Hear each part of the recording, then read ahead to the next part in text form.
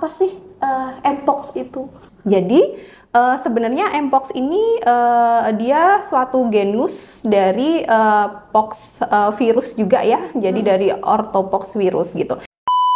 Soalnya mendengar kata pandemik atau wabah gitu kan masyarakat Indonesia, masyarakat dunia kan sudah trauma gitu dengan apalagi dengan wabah COVID-19 gitu kan. Sudah banyak memakan korban. Kemudian sebenarnya gejala utama dari mpox ini sebenarnya apa sih, Dok? Oke, jadi kalau untuk mpox ini sendiri, paling nggak kita tahu dulu ya masa inkubasi dulu nih. Saya cerita masa inkubasi dulu. Jadi masa inkubasi itu masa dimana saat virus itu masuk ke suatu individu, ke seseorang, sampai akhirnya menimbulkan gejala, menimbulkan keluhan. Itu kurang lebih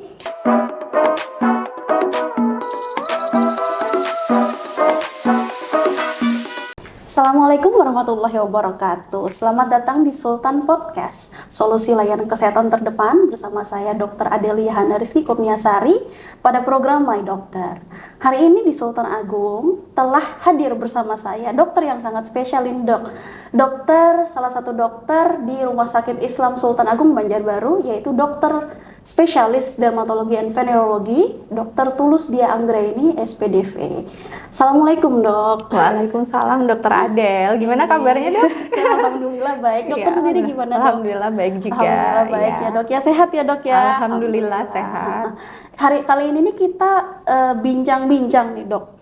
Topik yang viral sebenarnya, apalagi dari tahun 2002 sampai saat ini. Apalagi yang tahun 2023 sama 2004 nih lagi marak-maraknya nih, Dok. Soalnya ada penemuan kasus mpox awalnya pada tahun 2023 di Jakarta. Inggi. Kemudian ini, Dok, bagaimana sih, Dok? Apa sih mpox itu? Oke, kita nih isunya lagi marak ya. Sebetulnya kalau kita berbicara tentang mpox itu sebenarnya sudah lama terjadi. Cuma ini lagi marak lagi. Terus kemudian ternyata dari WHO menyatakan bahwa mpox ini menjadi salah satu public health emergency of international concern ya. Jadi sebenarnya kalau kita berbicara tentang mpox itu ditularkan melalui penyebabnya adalah virus mpox namanya gitu, kepanjangan dari monkeypox. Tapi dari WHO sendiri sebetulnya sudah tidak terlalu suka menyebut itu sebagai monkeypox, jadi lebih diarahkan ke kita menyebutnya mpox gitu. Karena supaya tidak mendiskreditkan si monkey ini atau si monyet ini gitu. Jadi sebenarnya mpox ini dia suatu genus dari pox virus juga ya, jadi dari orthopox virus gitu. Jadi kita bicara sejarah dulu tentang mpox ya, Dok, boleh ya? Boleh, Dok, silakan. Jadi pertama kali sebetulnya mpox ini muncul itu pada tahun 1958-an. Waktu itu dia muncul di koloni monyet gitu. Ya. Waktu itu dia monyet-monyetnya itu sedang dalam penelitian, kebetulan muncul gejala yang semacam cacar yang keluar bintil-bintil seperti itu. Ternyata setelah dilakukan pemeriksaan, ternyata ditemukan adanya virus mpox ini begitu ya. Itu di tahun 50-an. Kemudian ternyata pada tahun 1970-an itu akhirnya ditemukan virus yang sama juga dengan gejala yang hampir serupa juga pada manusia, itu untuk pertama kali. Tapi penularannya memang dia zoonosis ya. Zoonosis itu maksudnya penularannya dari binatang ke manusia. Tapi semakin kesini ternyata pada tahun sekitar 2022 ternyata itu ditemukan kasus mpox juga, tapi penularannya ternyata dari manusia ke manusia juga bisa, dan itu cukup banyak dan menjadi wabah saat itu. Jadi akhirnya WHO menetapkan sebagai wabah karena mencakup banyak negara, sekitar 100 negara waktu itu. Padahal sebelumnya kan waktu yang yang ditemukan di monyet itu di area Denmark, Dok. Kemudian yang tahun 70-an itu dia di area Afrika Tengah dan juga Afrika Barat. Nah, yang tahun 2022 itu yang akhirnya jadi wabah itu sekitar 100 negara. Jadi dan itu cukup bisa menyebabkan kematian juga ternyata. CFR atau case fatality rate-nya itu ya lumayan, walaupun nggak terlalu tinggi ya gitu. Kalau Sedangkan kalau untuk yang Mpox sendiri itu ada beberapa clade ya, ada 1 dan 2. Kalau yang parah yang dulu yang waktu pertama itu masuk yang clade 1, jadi itu yang CFR-nya itu lebih tinggi, sekitar 2 sampai 4 sampai 5% lah angka kematiannya. Cuma kalau yang clade 2 itu lebih rendah, jadi under 1%, sekitar 0,025 menurut beberapa sumber seperti itu. Baik. Gitu. Oke. Jadi sebenarnya ini penyakit lama yang mungkin seiring dengan meningkatnya populasi manusia, Betul. kemudian dari negara lain misalnya transmigrasi. Jadi lebih ke mungkin ini ya, mobilisasi populasi ya, mungkin bepergian dari negara ini ke negara ini, mungkin habis bepergian dari negara-negara yang istilahnya area endemiknya yang sering terjadi, atau mungkin misal dari binatang-binatang yang apa ya istilahnya import binatang, perdagangan binatang, mungkin bisa seperti itu. Jadi untuk diinformasikan juga, jadi yang untuk binatang pembawanya tuh nggak hanya monyet saja ternyata, jadi dari binatang-binatang pengerat lainnya. Contohnya misal dari tikus, tapi tikusnya juga ada tikus tertentu ya, nggak asal semua tikus ternyata begitu. Kemudian bisa juga katanya dari tupai, seperti itu menurut sumbernya begitu. Jadi yang tadinya ternyata katanya penularannya melalui hewan, ternyata makin ke sini ternyata dari manusia ke manusia juga bisa. Bahkan ada juga ditemukan dok, dari manusia menularkan ke hewan kembali juga ada kasus yang ditemukan seperti itu. Jadi kurang lebih gambarannya seperti itu ya mengenai Mpox gitu. Soalnya mendengar kata pandemik atau wabah itu kan masyarakat Indonesia, masyarakat dunia kan sudah trauma gitu dengan apalagi dengan wabah COVID-19 gitu kan, sudah banyak memakan korban, terus apalagi yang sekarang jadi memudahkan biar viral gitu dok untuk Mpox. Kemudian sebenarnya gejala utama dari Mpox ini sebenarnya apa sih dok? Oke, jadi kalau untuk Mpox ini sendiri paling nggak kita tahu dulu ya masa inkubasi dulu nih. Saya cerita masa inkubasi dulu. Jadi masa inkubasi itu masa dimana saat virus itu masuk ke suatu individu, ke seseorang, sampai akhirnya menimbulkan gejala, menimbulkan keluhan. Itu kurang lebih dari sumber menyatakan bahwa sekitar 6 sampai dengan 13 hari. Tapi ada juga yang masa inkubasinya menyebutkan sekitar 5 sampai 21 hari. Nah, baru setelah tertular itu akhirnya menimbulkan gejala. Nah, gejalanya tuh ada 2 fase, dok. Jadi yang pertama itu fase prodormal. Kemudian yang kedua itu fase erupsi. Kalau fase prodormal itu sekitar 0 sampai 5 hari itu bisa muncul gejala-gejala seperti flu-like ya. Jadi semacam influenza begitu. Tapi biasanya ternyata gejala yang sering muncul, yang pertama itu muncul demam. Kemudian ada ruam-ruam yang muncul ya, kemudian bisa juga pusing, nyeri tenggorokan ya di area-area pernafasan, bahkan hidung tersumbat atau batuk gitu. Keluhan-keluhan di pernafasan ya, nyeri-nyeri di otot gitu, atau misalnya rasa lemas gitu badannya. Kurang lebihnya seperti itu. Kemudian juga muncul juga benjolan-benjolan di area limfonodi ya. Jadi di kelenjar getah bening itu, baik itu misalnya di area leher, area ketiak atau di lipat paha. Kurang lebihnya seperti itu. Tapi kalau untuk gejala-gejala yang lain kadang ada juga yang muncul mual, muntah juga ada, tapi angkanya sangat kecil. Yang 3 urutan pertama gejalanya itu tadi ruam, kemudian demam, dan juga muncul pembesaran pada kelenjar getah bening. Itu fase prodormalnya. Nah, untuk fase erupsinya ya itu sekitar 1 sampai 3 hari setelah demam bisa muncul erupsi. Erupsi itu maksudnya adalah muncul tanda-tanda istilahnya gejala klinis di area kulit. Ruam-ruam. Ya, pertama itu biasanya 1 sampai 2 hari awal itu muncul ruam-ruam ya yang namanya makula, dok. Jadi makula tuh kalau kita bisa lihat ada warna kemerahan di kulit yang kalau disentuh itu nggak ada tonjolan, jadi dia rata sama kulit gitu ya, ada bintik-bintik merah atau ruam-ruam merah seperti itu. Kemudian 1 sampai 2 hari selanjutnya dia bisa muncul seperti papul. Kalau papul itu muncul bintil tapi yang padat. Kemudian jadi dia kalau diraba dia kayak ada menonjol-menonjol gitu ya. Kemudian seiring berjalannya waktu sekitar 1 sampai 2 hari bisa terjadi perubahan lagi menjadi namanya vesicle. ya. Kalau vesicle itu kita bisa lihat seperti orang cacar itu ya. Jadi ada lenting-lenting yang berisi cairan, biasanya cenderung bening ya. Nah, waktu kita raba itu menonjol juga. Kemudian nanti dia akan berubah lagi menjadi pustular. Pustular itu jadi lenting-lenting yang tadinya isinya cairan bening, akhirnya berubah seperti warna kekuningan, ya kayak berisi nanah gitu dok. Dan biasanya khasnya dia di tengah ada umbilikasi. Umbilikasi itu kayak ada cekungan di situ gitu di tengahnya. Begitu, dan akhirnya itu sekitar 5-7 harian biasanya muncul begitu. Kemudian nanti lama-kelamaan dia akan pecah sendiri ya, kemudian menjadi keropeng yang berwarna kehitaman. Kurang lebihnya seperti itu dok. Itu gejala yang muncul untuk mpox, kurang lebih seperti itu ya. Jadi kayak terakhirnya jadi koreng-koreng.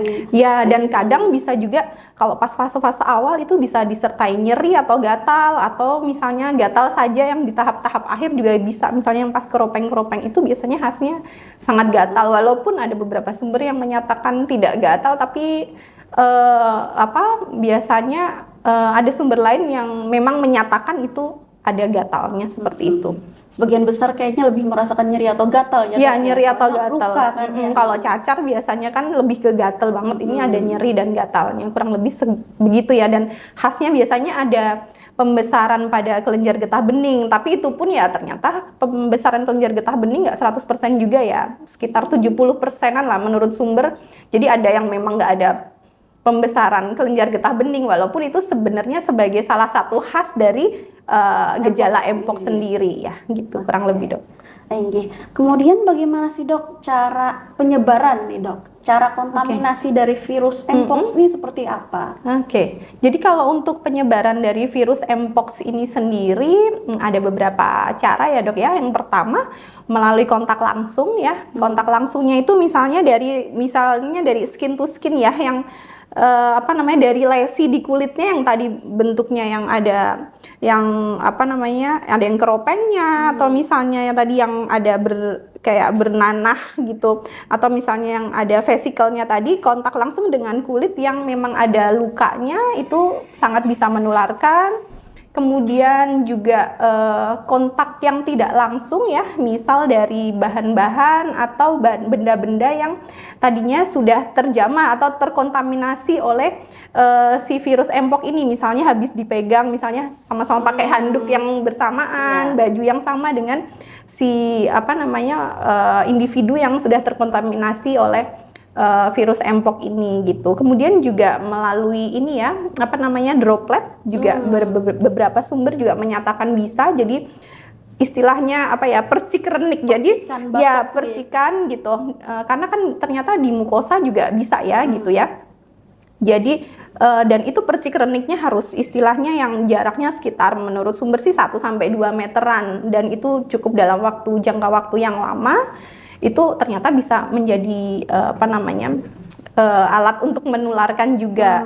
Kemudian yang paling yang lainnya lagi bisa juga melalui kontak erat ya, kontak erat. Makanya banyak sumber yang menyebutkan kalau itu berhubungan dengan kontak seksual, karena kan saat kejadian kontak seksual itu kan pasti terjadi kontak erat yang lama ya, kemudian kontak intim, dan mungkin skin to skinnya ada luka di situ juga yang bisa menularkan gitu. Tapi bukan berarti bahwa ini tertularnya harus melalui kontak seksual, tidak kayak gitu ya. Cuman kontak seksual itu high risk nih dok ya. Iya betul, dan ternyata berdasarkan sumber yang yang ternyata sudah terkontaminasi, maksudnya yang sudah positif mpox, ternyata kasusnya memang sekitar 80 atau 90% itu pada laki-laki gitu, dan ternyata sekian persen yang mayoritas juga ternyata ditemukan pada laki-laki yang LSL ya, atau MSM, jadi men sex man, jadi yang istilahnya yang homoseksual kayak gitu ya. Ada juga beberapa penelitian yang menyebutkan bahwa biseksual juga berpengaruh ya dok? Iya, jadi sebetulnya sih ini bisa mengenai semua umur ya, bahkan yang pada tahun 70 pun itu yang ditemukan pada anak-anak gitu, pada anak-anak yang waktu itu dia belum menerima vaksin variola, waktu itu seperti itu informasinya. Jadi ini virus ini bisa mengenai segala umur dan segala situasi gitu. Jadi bukan hanya yang sering berganti-ganti pasangan atau misalnya yang seks tidak aman, tidak. Bahkan yang istilahnya orang baik-baik aja tetap bisa kena dengan cara yang seperti tadi. Kurang lebihnya gitu, Dok. Oke, baik dok. Kemudian cara mencegah nih dok. Kita kan sudah tahu nih dok, keluhannya seperti apa, terus kontaminasinya seperti apa. Bagaimana sih cara kita mencegah biar kita tidak tertransmisi atau misalnya terpapar oleh virus tersebut? Bagaimana Nggih? Oke, kalau untuk pencegahannya yang paling pertama tentunya deteksi dini ya, paling nggak minimal dari diri kita sendiri nih. Kita harus bisa mengetahui, oh ini saya kira-kira sedang mengalami gejala tersebut atau tidak seperti yang saya sebutkan tadi nih. Nah itu harus hati-hati kalau memang ada ya. Gimana caranya segera mencari tahu nih memang bener nggak saya terkena mpox atau mungkin penyakit yang lainnya. Jadi pertama adalah deteksi dini dok gitu.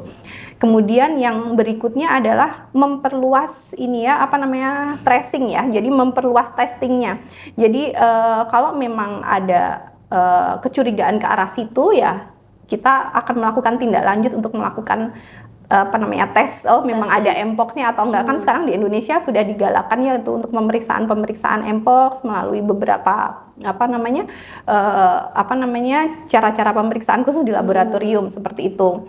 Kemudian yang berikutnya melalui vaksinasi ya, walaupun vaksinasi ini masih istilahnya belum secara global, belum secara masif, tapi memang sudah ada vaksin untuk mpox ini, terutama ditujukan kepada golongan-golongan dengan faktor resiko yang tinggi untuk bisa terkena mpox ini gitu. Dan yang berikutnya tentunya adalah istilahnya kita harus mencari tahu dengan cara seperti ini kan kita podcast gini ya, kita kasih informasi ke masyarakat gitu. Kemudian mencari informasi, oh apa sih itu mpox, kemudian bagaimana cara penularannya supaya kita bisa mengetahui bagaimana cara pencegahannya, kurang lebih seperti itu. Dan tentunya adalah PHBS, tentunya perilaku hidup bersih dan sehat. Misalnya kalau misalnya ada keluarga kita amit-amit misal terkena mpox atau ada orang lain yang kita curigai mpox ya sebisa mungkin kita mengisolasi diri, maksudnya jangan dekat-dekat dulu gitu. Kemudian juga pasang APD, alat pelindung diri, walaupun nggak yang seheboh zaman COVID dulu ya, itu harus pakai N95 maskernya. Ini cukup dengan masker ini aja, yang masker biasa aja, masker medis aja udah bisa. Dan tentunya apabila misalnya terpaksa terjadi kontak ya harus segera mungkin mandi atau cuci tangan ya, seperti itu. Kurang lebihnya seperti itu, Dok. Kemudian tadi dokter menyinggung masalah vaksin gitu. Kemudian sebenarnya vaksin apa sih dok yang mencegah mpox itu sebenarnya apakah sama dengan vaksin variolo atau smallpox? Ya, jadi memang untuk kasus mpox ini memang ternyata untuk vaksinnya sendiri sudah diadakan dan cukup cepat ya, karena ternyata sebenarnya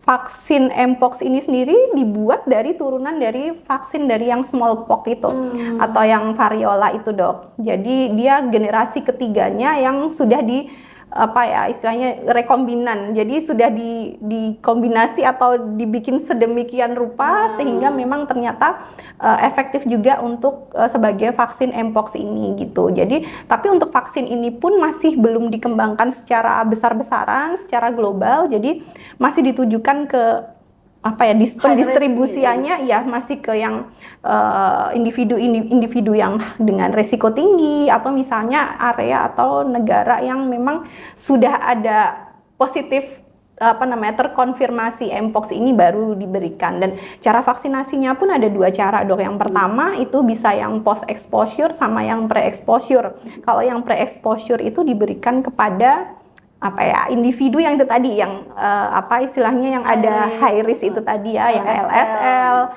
kemudian individu dengan penurunan sistem kekebalan tubuh misalnya pada orang-orang dengan HIV, HIV/AIDS kayak gitu. Kalau yang post exposure itu kita bisa berikan vaksinasi kepada orang yang memang ada kontak erat yang istilahnya dalam 14 hari asal tidak ada gejala yang keluar, maka dia bisa diberikan vaksin itu juga. Selama masa inkubasi Selama paparan itu masih bisa ya, Dok? Iya, tapi dia selama tidak menimbulkan gejala kita bisa berikan vaksin, dan dia memang sudah ada kontak erat dengan pasien yang sudah terkonfirmasi Mpox ini. Jadi Gitu. kuncinya di kontak erat gitu. Iya, betul. Kemudian misalnya nih, Dok, sudah terdampak Iya. oleh Mpox itu sendiri misalnya, terus terapi yang baik itu seperti apa sih, Dok? Mengingat ini kan dari virus nih. Nggih. Iya. Jadi bagaimana nggih cara mengobati dari Mpox ini? Iya, kalau kita berbicara dengan yang berhubungan sama virus, hampir mayoritas yang penyakit yang disebabkan karena virus itu sebenarnya self-limited disease ya, limiting disease maksudnya. Jadi dia sebenarnya bisa sembuh sendiri, dia bisa penyembuhannya tuh bisa dalam waktu 3 sampai 4 minggu sebetulnya kalau istilahnya tanpa terapi. Tapi itu tadi harus istirahat yang cukup, kemudian makan minum juga yang bagus karena penyakit-penyakit virus ini sangat berhubungan erat dengan sistem kekebalan tubuh atau daya tahan tubuh kita sendiri gitu ya. Tapi misalnya memang ada pasien tersebut, jadi kita bedakan nih, ada yang dia itu tingkatnya berat atau sedang atau ringan gitu ya.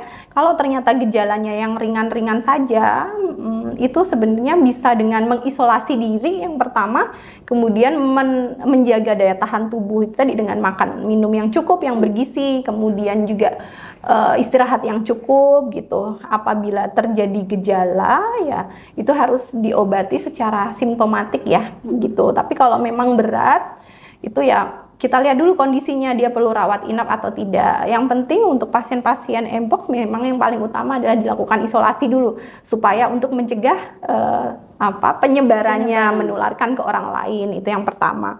Kemudian yang kita pegang adalah dia tipe pemberian terapinya itu simptomatik, jadi kita harus mengurangi gejala-gejala yang mungkin dirasakan oleh pasien tersebut ya. Misal kalau nyeri ya kita kasih anti nyeri, misal demam kita kasih penurun panas gitu, atau misalnya ada batuk pilek kita obati seperti itu ya. Kemudian tentunya adalah terapi suportif ya. Kita harus selain menaikkan daya tahan tubuh, itu misalnya kita untuk menghindari terjadinya dehidrasi, jangan sampai terjadi dehidrasi karena ternyata bisa terjadi komplikasi, misalnya sepsis atau itu tadi shock segala macam karena mungkin dehidrasi, dia mungkin ada nyeri telan, makan minumnya sulit sehingga terjadi dehidrasi, itu bisa menyebabkan kematian juga seperti itu.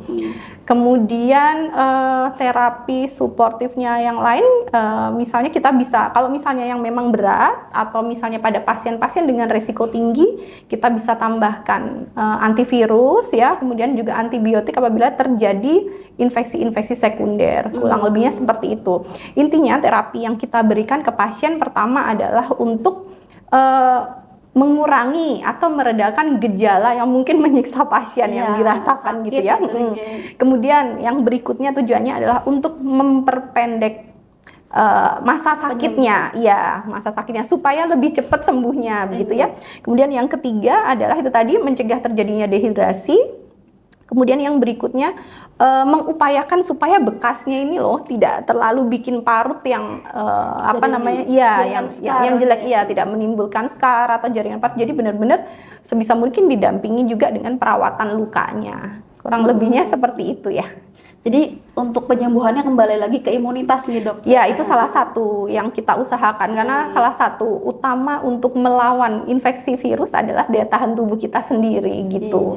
Jadi ya sebenarnya tanpa pengobatan pun kalau gejalanya ringan pun bisa sembuh sendiri sebetulnya begitu. Tapi kan kita mencoba untuk istilahnya membantu meringankan gejala yang mungkin dirasakan pasien gitu sih. Belum lagi kalau misalnya pasiennya punya penyakit lain gitu, Dok, misalnya penyulit, misalnya orang-orang yang punya kencing manis itu kan menurunkan daya tahan tubuh juga nih. Bisa juga misalnya lesinya jadi lebih berat pada pasien-pasien yang punya daya tahan tubuh yang lebih buruk daripada orang normal gitu, Dok ya. Iya, betul. Jadi bila kondisi yang ringan masih bisa self-limiting disease, kemudian untuk yang gejala sedang sama berat dianjurkan gitu Dok untuk berobat juga nih. Betul. Jadi kalau kira-kira ada gambaran seperti yang saya sampaikan tadi ya, mohon dilakukan pemeriksaan ke dokter ya, datang ke pusat-pusat kesehatan terdekat. Jadi untuk memastikan lagi, oh ini arahnya kemana, jangan mendiagnosa sendiri. Jadi kita bantu untuk mendiagnosa biar nanti arah treatment atau pengobatannya juga lebih tepat, dan mungkin diperlukan untuk pemeriksaan lanjutan ya untuk lebih memastikan lagi gitu. Karena ini kan gambarannya kadang hampir sama dengan beberapa penyakit yang lain gitu, dan mungkin memerlukan juga pemeriksaan lanjutan untuk menegakkan diagnosa pastinya atau goal diagnosanya seperti apa gitu. Dan tidak semerta-merta dengan seluruh keluhan langsung dinyatakan Mpox juga ya Dok ya, pastilah harus melalui pemeriksaan. Ya, jadi lebih lanjut. suspek dulu biasanya kita kalau misalnya memang ada gejala yang arahnya ke situ, kita suspekkan dulu, curiga Mpox, baru kita mungkin akan lakukan cross check dan pemeriksaan lebih lanjut. Ada beberapa ini ya, salah satunya yang paling utama itu pemeriksaan PCR pada lesi kulitnya itu. Kita ambil sampel di swabnya ya, tapi yang lebih utama di lesi kulitnya Dok. Kalau swab itu lebih tidak diutamakan dibanding pada lesinya, iya. Karena pada pasien-pasien yang Mpox ini ternyata pemeriksaan di lesi itu yang paling utama, walaupun tetap aja bisa dilakukan pemeriksaan yang swab kayak zaman COVID dulu juga bisa. Gitu ya. Saya rasa nih sangat detail sekali dan komprehensif nih Dok penjelasan dari dokter. Ya, mudah-mudahan tidak ada yang ketinggalan ya. Nanti bisa mungkin sahabat-sahabat semua bisa sambil baca-baca referensi lagi, mungkin ada kekurangan dari saya atau gimana, bisa ditambah-tambah lagi gitu untuk referensinya ya biar semakin lengkap. Saya rasa mungkin sahabat Sultan juga bisa menghubungi Instagram kami RSI_Sultan Agung Banjarbaru untuk menanyakan pertanyaan lebih lanjut, misalnya dari sahabat Sultan sendiri ingin menanyakan tentang segala keluhan misalnya mengenai Mpox. Kita masuk ke sesi terakhir ya Dok ya. Kemudian kesimpulannya, pasien-pasien yang memiliki gejala awalnya misalnya kita sadari dulu keluhan kita.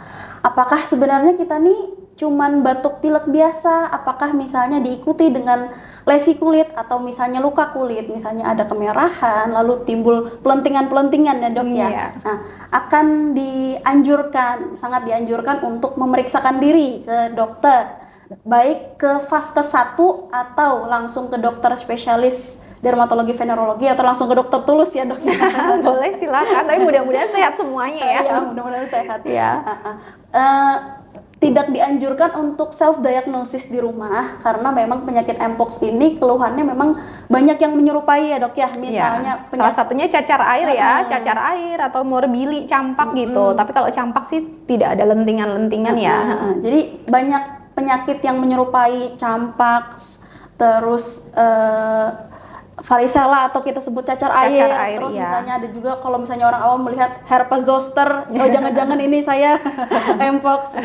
Jangan diagnosis, self diagnosis sendiri karena kan sekarang kan memang zaman Google. Lebih baik untuk mencari informasi tentang pencegahan, misalnya yang telah dijelaskan tadi. Mungkin kita berlakukan lagi kebiasaan baik yang sudah kita biasakan sejak pada saat pandemi COVID, misalnya memakai masker, tidak perlu masker N95 yang tebal atau hanya masker medis saja. Lalu untuk sering-sering mencuci tangan gitu, misalnya mandi setelah dari keluar rumah ya Dok ya, misalnya untuk mengurangi faktor, dan kemudian jangan lupa juga untuk memperkuat imunitas, untuk misalnya makan makanan yang bernutrisi, kemudian olahraga mungkin ya Dok ya. Betul. Dokter Tulus, apakah ada yang mau ditambahkan lagi? Kira-kira sudah cukup ya. Baik. Mudah-mudahan bisa membantu memberikan tambahan edukasi ke sahabat Sultan semuanya. Ya, mudah-mudahan sehat selalu ya. Baik, terima kasih banyak pada seluruh sahabat Sultan yang menemani kami sampai akhir sesi acara, yang menyaksikan video ini. Kemudian dengan adanya program ini, kami harap dapat membantu sahabat Sultan semuanya untuk waspada pada penyakit yang viral, yang penyakit virus Mpox atau cacar monyet. Nah, saya Dr. Adelia Hana Rizky Kurniasari dan Dr. Tulus Dia Anggraini, SPDV, pamit undur diri. Sampai bertemu kembali di program selanjutnya. Hanya di Sultan Podcast, solusi layanan kesehatan terdepan. Wassalamualaikum warahmatullahi wabarakatuh.